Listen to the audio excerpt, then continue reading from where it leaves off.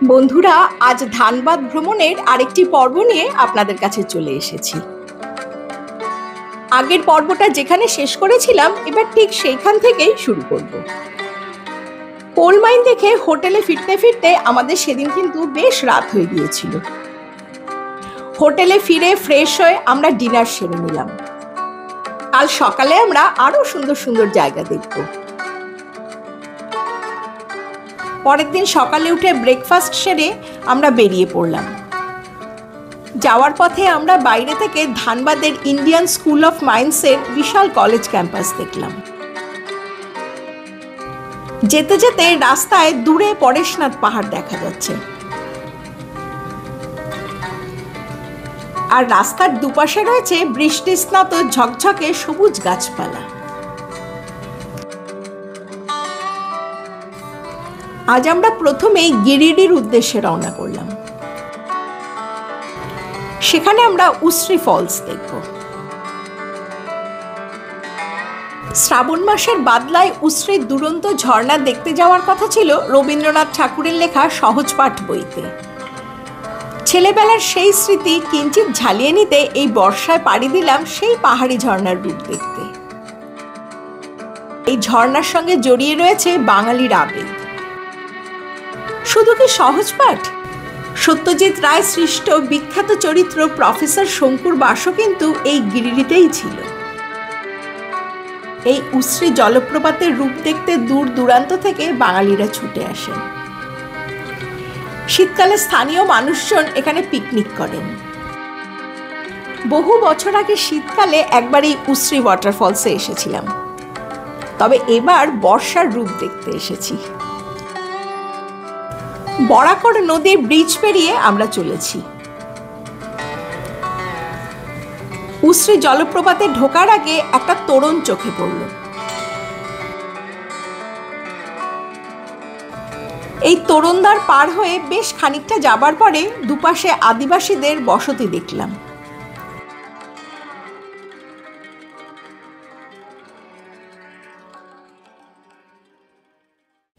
অবশেষে আমরা উসরি ওয়াটারফলসে এসে পৌঁছেছি। উসরি শব্দের অর্থ হলো সুন্দর উৎস। বরাকর নদীর উপনদী এই উসরি নদী একটি খাড়া গিরিখাত বেয়ে প্রবাহিত হয়েছে। উসরি জলপ্রপাতটি 40 ফুট গভীরে 3টি পৃথক ধারায় পাহাড় থেকে নেমে এসেছে। অবশ্য পাহাড় বললে একটু ভুল হবে, এর চেয়ে টিলা বলাই ভালো। চারপাশে অজস্র বড় বড় পাথর ছড়িয়ে রয়েছে। জলে ক্ষয়ে গিয়ে সেই পাথরগুলো অপূর্ব রূপ নিয়েছে। তবে বর্ষায় এখন যদি টানা কয়েকদিন বৃষ্টি হয়, তখন এই উসরি জলপ্রপাত গিরিখাত ছাপিয়ে বয়ে যাবে।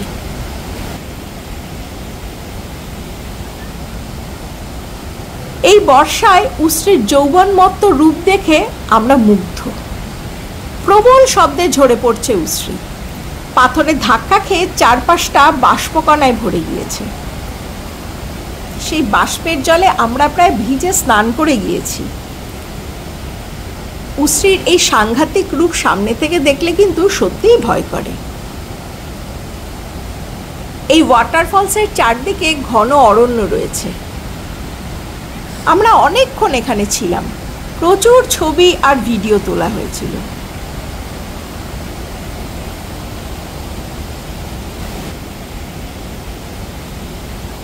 এবার আমরা ফিরে যাব।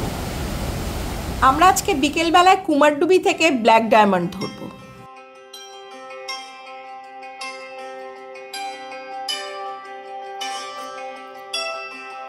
যেতে যেতে রাস্তার ধারে একটা খুব সুন্দর পদ্মপুকুর চোখে পড়ল।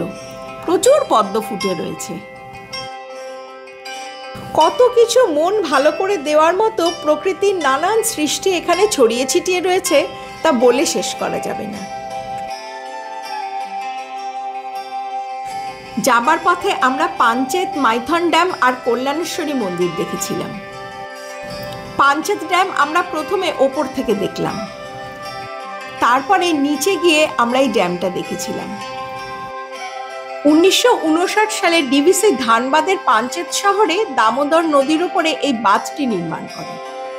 এই বাঁধটি মূলত বন্যা নিয়ন্ত্রণ, সেচ এবং জলবিদ্যুৎ উৎপাদনের জন্যই তৈরি করা হয়েছিল।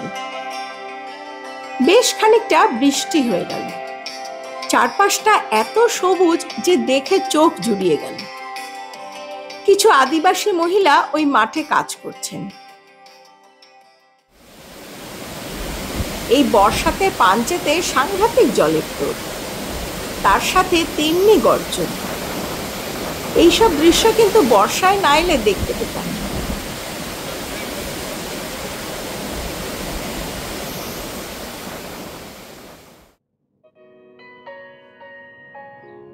পাঞ্চেত ড্যাম দেখে এবার আমরা চলে যাব মাইথনে। পাঞ্চেত ড্যাম থেকে এই মাইথন ড্যামের দূরত্ব 15 কিলোমিটার।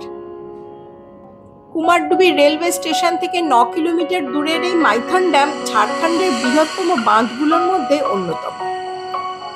মাইথন বাঁধ তার প্রাকৃতিক সৌন্দর্যের জন্য অত্যন্ত বিখ্যাত।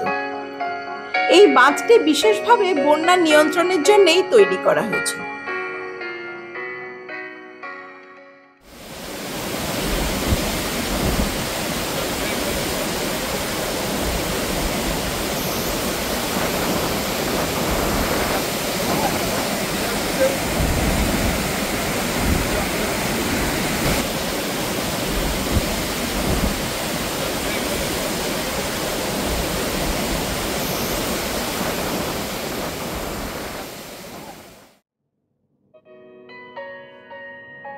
এবার ভেবেছিলাম আমরা এই মাইথন ড্যামে এসে বোটিং করব, কিন্তু আবার বৃষ্টি নেমে গিয়েছে। সেই প্রবল বৃষ্টির মধ্যে সেটা আর সম্ভব হলো না।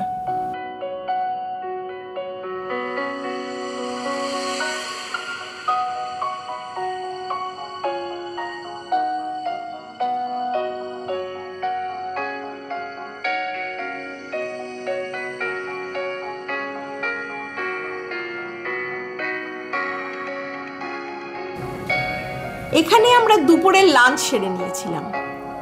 লাঞ্চের পরে আমরা চলে গিয়েছিলাম কল্যাণেশ্বরী মন্দিরে। মাইথন ড্যাম থেকে এই কল্যাণেশ্বরী মন্দিরের দূরত্ব 5 কিলোমিটার। এই মন্দিরের কল্যাণেশ্বরী মহাশক্তির পুজো প্রায় 500 বছরের পুরনো। এটি একটি সিদ্ধপীঠ। শুনলাম অতীতে এখানে নাকি মানুষ বলি দেওয়া হতো, তবে বর্তমানে এই মন্দিরটি কিন্তু খুব বেশি পুরনো নয়। এটি পঞ্চকোট রাজাদের পৃষ্ঠপোষকতায় তৈরি হয়েছিল।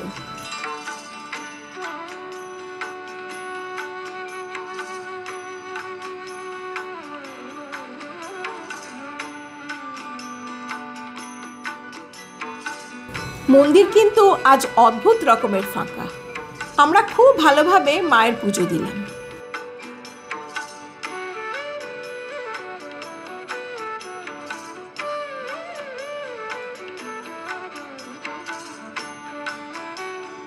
কল্যাণেশ্বরী মা খুবই জাগ্রত। কথিত আছে সন্তানহীন মহিলারা মায়ের কাছে প্রার্থনা করলে মা তাদের সেই ইচ্ছে পূরণ করেন।